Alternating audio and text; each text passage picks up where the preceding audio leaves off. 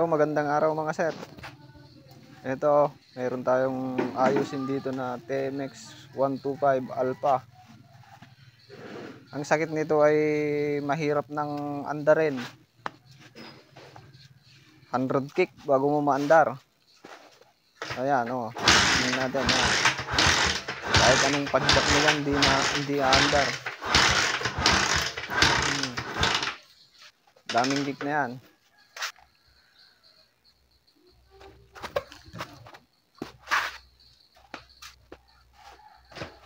So ayan, kahit anong padjak. Tingnan natin.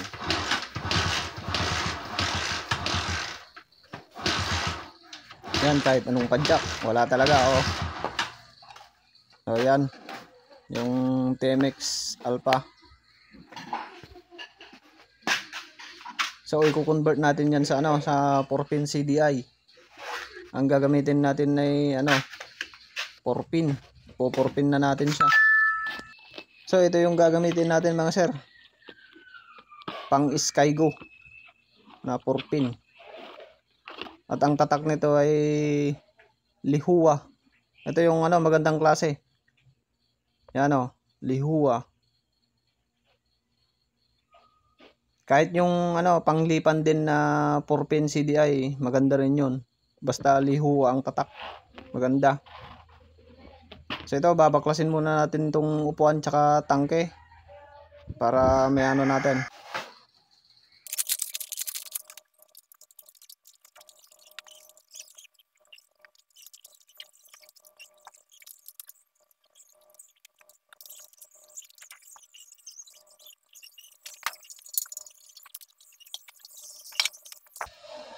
Yan mga sir, baklas na natin yung upuan at tsaka tangke. Sus, napakalinis.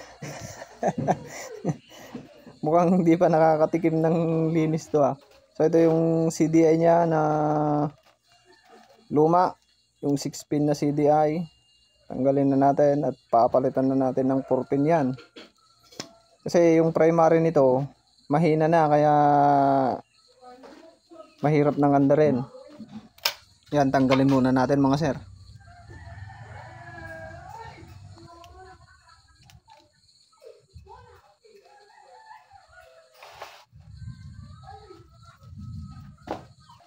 So ito, ipapakita ko lang yung mga connection na gagamitin natin dito sa may dito sa may 4-pin na CDI. So apat lang yung gagamitin natin na wire dito. Itong dalawang nasa gilid. Yan, tapos itong nasa gitna, wala na, hindi na natin yan gagamitin. Bali itong apat lang ang gagamitin natin. So balatan muna natin.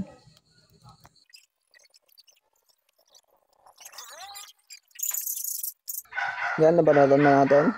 So isuksok natin dyan sa may CDI. Yan. So ngayon, ito yung mga connection niya. So ito yung bandang taas, kanan yung bandang taas. Ito yung papuntang ignition coil. Tapos ito naman yung papuntang ECC wire. Sa kaliwa naman, ito yung papuntang pulser. Yan yung kulay blue. Tapos itong green is papunta sa sa ground kasi apat lang yung gagamitin nating wire. So yun lang. So ito, babalatan muna natin to. Hindi na natin puputulin. Mag-i-splice na lang tayo. So yan, ito yung dalawang green, ground ng pulsar tsaka ground ng buong harness. Pagsasamahin na natin yan. Ito. Yan, pagsasamahin natin tong wire na dalawa na yan. Green na dalawa. Green na may stripe na white tsaka pure na green. So yan, pagsasamahin natin. Tapos ito naman yung sa bandang kaliwa na sasakit ng CDI, yun yung ilalagay natin na ground nya. So yan, muna natin, splice muna natin.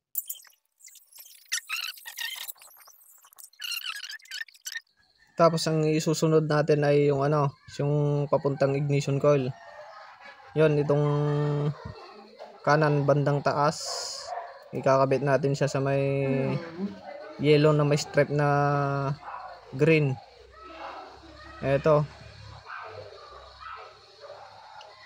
Pero kadalasang kulay niyan eh ano, black na may stripe na yellow.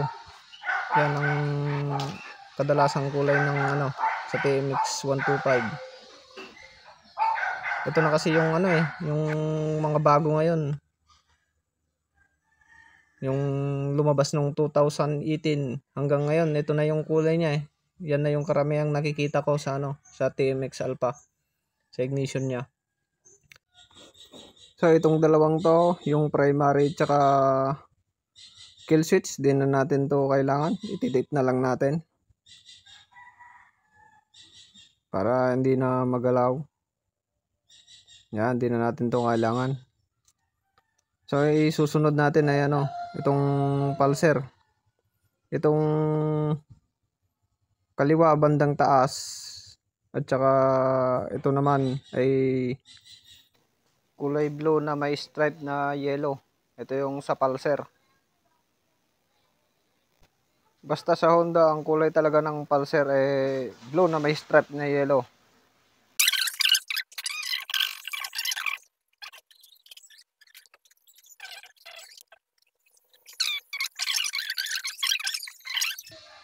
Yan, tapos na natin. So ang pinakalas ay itong magiging positive. Yan, itong ECC wire na tinatawag. Yan, kukuha sana tayo sa may pulser, kaso dito na lang tayo kukuha kasi may sugat na rin. Hanapin lang natin yung block dito. Yan, ito siya, yung block. Dudukutin lang natin, tapos susugatan na natin. Diyan na natin ilalagay para diretsaan na. Kasi medyo malayo sa may pulser. Mahirap pang tanggalin kasi hindi pa nagagalaw yung ano nito eh, wire niya. So ito yung block, pure block. Ayan, dito tayo magsusugat, tas dyan tayo magtatap. Dyan tayo kukuha ng accessory wire.